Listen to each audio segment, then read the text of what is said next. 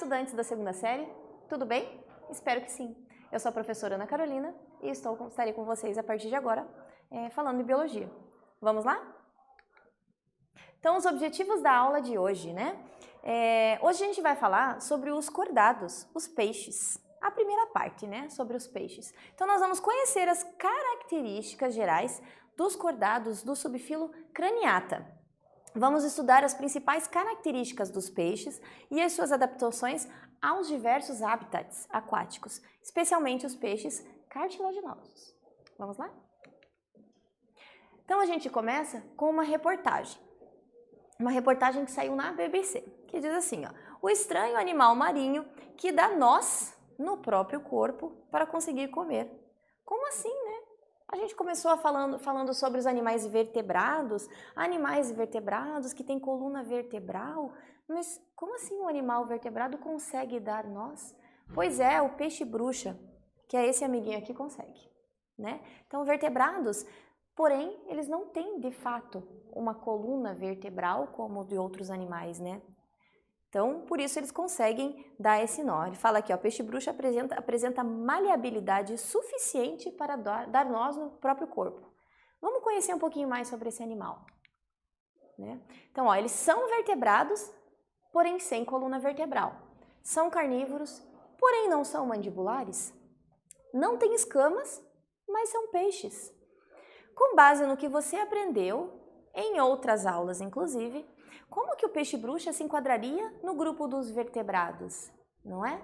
Bom, ele vive na água, ele fica mais no fundo, ela não consegue nadar, porém, ela tem essas nadadeirinhas aqui atrás, né? Numa outra imagem vai mostrar melhor para vocês, né? Ela não tem ossos, mas tem um esqueleto cartilaginoso que é um pouco mais simples. Ela não tem mandíbula, mas ela consegue morder relativamente forte, né? Bom, esse subfilo Craniata. Craniata tem a ver com o crânio, certo? Então, é um grupo altamente bem-sucedido, com uma alta riqueza taxonômica, alta diversidade morfológica e ecológica. Então, aqui nós temos 3 exemplares de animais que possuem crânio, né? Que compartilham desta característica de possuir o crânio, mas que estão presentes em ambientes completamente diferentes, né? Então, a gente tem um grupo de animais grande, com características bem diferentes, que domina ambientes diferentes, né? Mas que compartilham de uma mesma característica, que é a presença do crânio. Então, aqui nós temos o camaleão, o tubarão e a arpia. Bom, entre os craniatas, né, nós temos 2 grupos principais, tá? Que são os não mandibulados, aqueles que não têm a mandíbula. Mandíbula é essa estrutura aqui, né? A gente fala que a mandíbula é formada pelos 2 maxilares, o superior e o inferior. Eles não têm esse inferior, né? Então, por isso são chamados de não mandibulados. Quem são eles, né? O peixe-bruxa que a gente viu na outra imagem, né? E a lampreia aqui, certo? Na lampreia dá para ver melhor aqui essas nadadeiras que ela tem, geralmente, né, quase sempre, em números ímpares, tá? Os peixes, outros, né, que são os mandibulados, em geral, eles têm nadadeiras em números pares, certo? Bom, entre os mandibulados, né, a gente coloca o nome de gnatostomata, certo? E aqui tem um exemplo, o atum. Mas todos os craniatas que têm a mandíbula, né, seriam do grupo dos gnatostomatas, ok? Ok, mas vamos voltar lá nos agnatas, né, aqueles que não têm mandíbula. Bom, aqui nós temos a lampreia, né, e nós temos a feiticeira, também chamada de peixe-bruxa, né? Olha como ela consegue se enrolar inteira, né? E essa cabeça, essa boca estranha que ela tem, lembra até aqueles filmes de terror, né? Inclusive tem um filme um filme de terror em homenagem a ela, tá? São animais que possuem crânio, né? Tem um cérebro relativamente desenvolvido, mas não possuem mandíbula, certo? São as lampreias e as feiticeiras.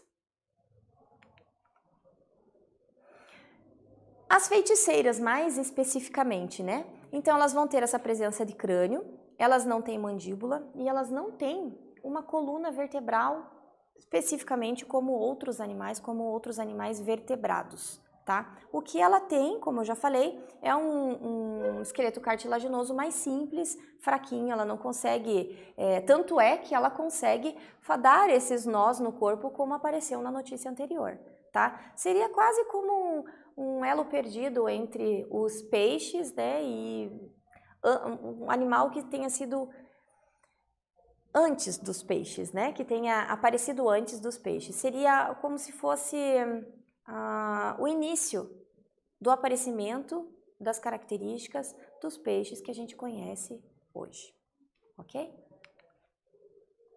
A lampreia, especificamente. A lampreia é esse animalzinho que tem essa carinha tão bonitinha aqui, né? Que também é agnata, né? Não tem mandíbula, então ela vai possuir o crânio. Ela não tem a mandíbula, só que ela tem uma diferença entre, né? O peixe bruxa, ele vai se alimentar de carne, né? Mas de animais mortos, obviamente, né?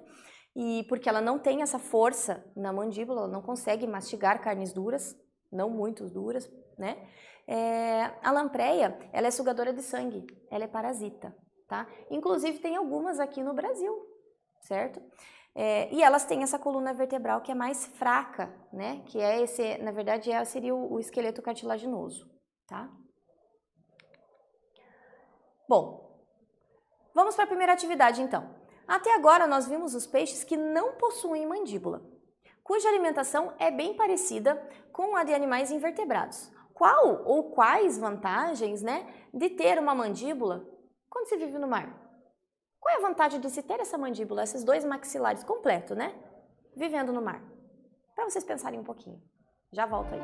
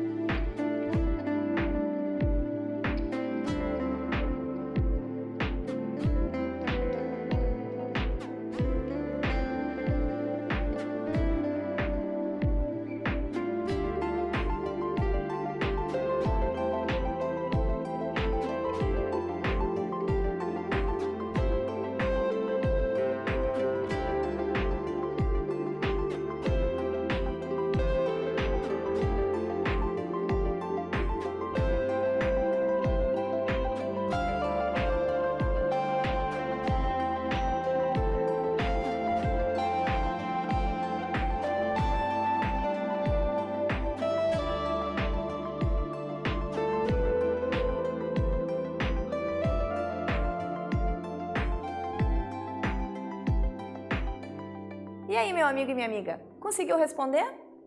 Qual ou quais as vantagens de ter mandíbula quando se vive no mar?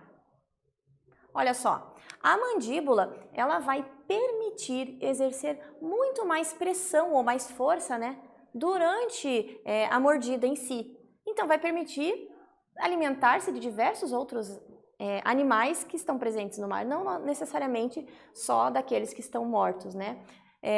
Então, mais alimento, mais energia. Aliás, falando nisso, na imagem anterior eu comentei que o peixe-bruxa, ele tem mais força na mandíbula. Na verdade, ele não é mandibulado, né? Foi um errinho. Mas ele tem uma força um pouco maior no aparelho bucal. Por isso, ele consegue morder carnes de animais mortos, certo? Diferente da lampreia, que é sugadora de sangue. Ok? Vamos continuar? Bom, aqui nessa imagem a gente tem os craniados que têm mandíbula. São os gnatostomatas, certo? Então, a partir destes, né, a partir deste grupo, todos os animais vão ter essa presença da mandíbula e que vai permitir alimentar-se de inúmeros outros alimentos diferentes, né? Carnes mais duras e tudo mais.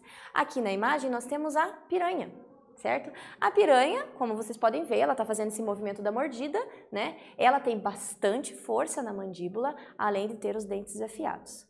Nessa outra imagem aqui, a gente tem a arcada dentária de um outro animal que talvez vocês conheçam. Você consegue adivinhar que bicho é esse? Olha, é fácil, é só você dar uma dica, né? Dá uma olhadinha nos dentes. Que animal que tem tantos dentes e tão afiados assim? Bom, para um animal ter dentes tão afiados assim, muito provavelmente ele se alimenta de carne. E para ter tantos dentes assim, é um tubarão, isso mesmo.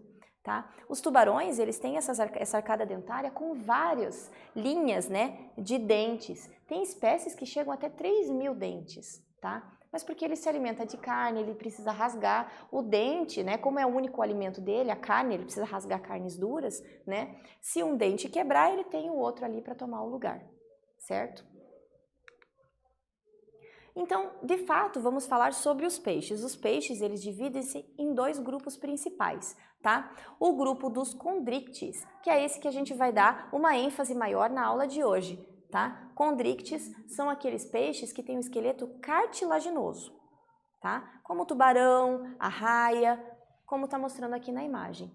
E a gente vai falar também mais para frente sobre os osteíctes, que são aqueles peixes que são ósseos, né? Tem um esqueleto ósseo, tá? Por exemplo, o atum, a carpa, ok? Ok, vamos falar então dos condrictes. Condrictes são aqueles peixes que possuem um esqueleto cartilaginoso. Não é só isso, né? Tem outras características também, tá? Então, por exemplo, aqui a gente tem o holocéfale, que o exemplo, né, da imagem aqui, eu coloquei a quimera. A quimera é uma espécie de peixe cartilaginoso e ela gosta de viver em águas oceânicas muito frias, né? Então ela chega a viver em profundidades de até 1.800 metros, tá?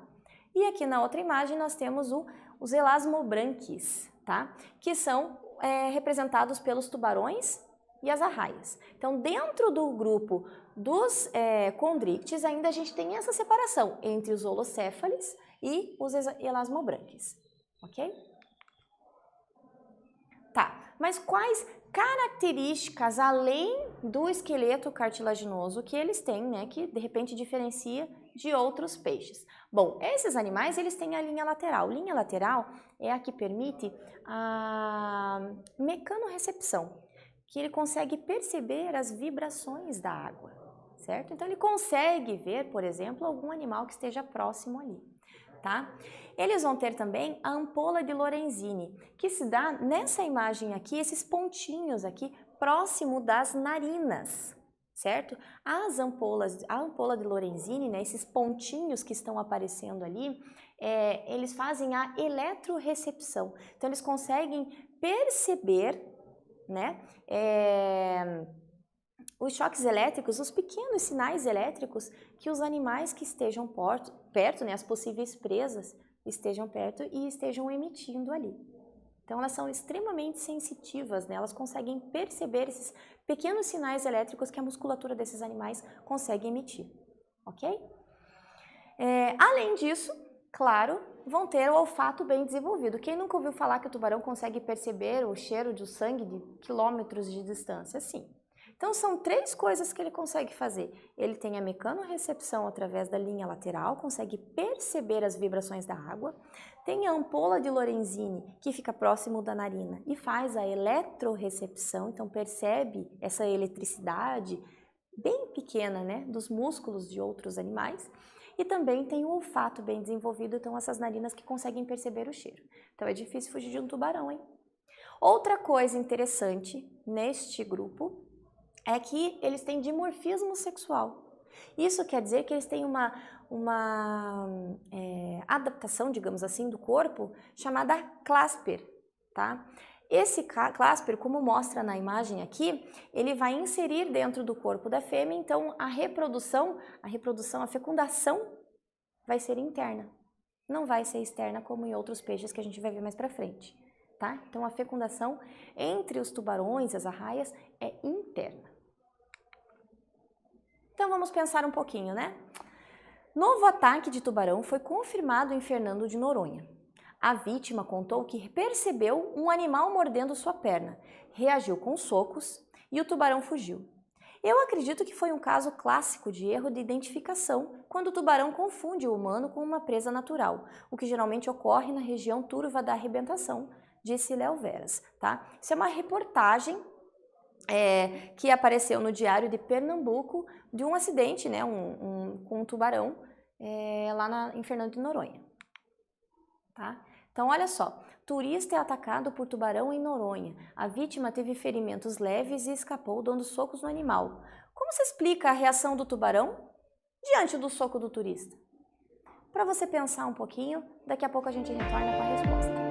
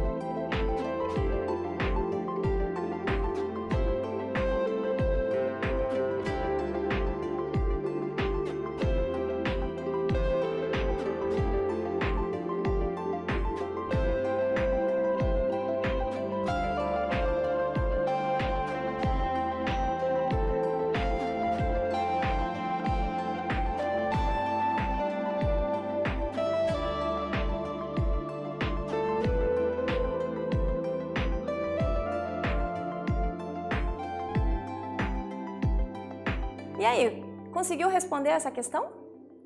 Turista é atacado por tubarão, vítima teve ferimentos leves e escapou dos socos do animal. Como se explica essa reação do tubarão diante do soco do turista? Como assim ele consegue sair ileso do ataque, praticamente ileso, né? Só dando um soco? Será que é tão simples assim? Claro, não é tão simples dar um soco num tubarão, né? Vamos combinar que é mais fácil a mão se perder ali no tamanho da boca do que ele de fato conseguir, mas ele conseguiu. Bom, os tubarões, eles podem detectar essa corrente elétrica gerada pela atividade muscular da presa por meio de eletroreceptores.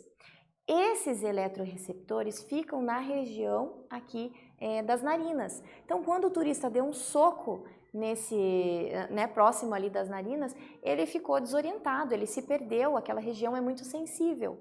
Então, é uma forma possível de se defender de um ataque de tubarão? Até é, mas eu não contaria com isso, é melhor não nadar numa área onde tenha tubarão, não é mesmo? Ok, nessa aula nós conhecemos as características gerais então dos cordados, né, que é o subfilo craniata, aqueles que possuem o crânio, e nós estudamos também as principais características dos peixes cartilaginosos. Eu espero que você tenha gostado da aula de hoje e a gente se encontra em breve.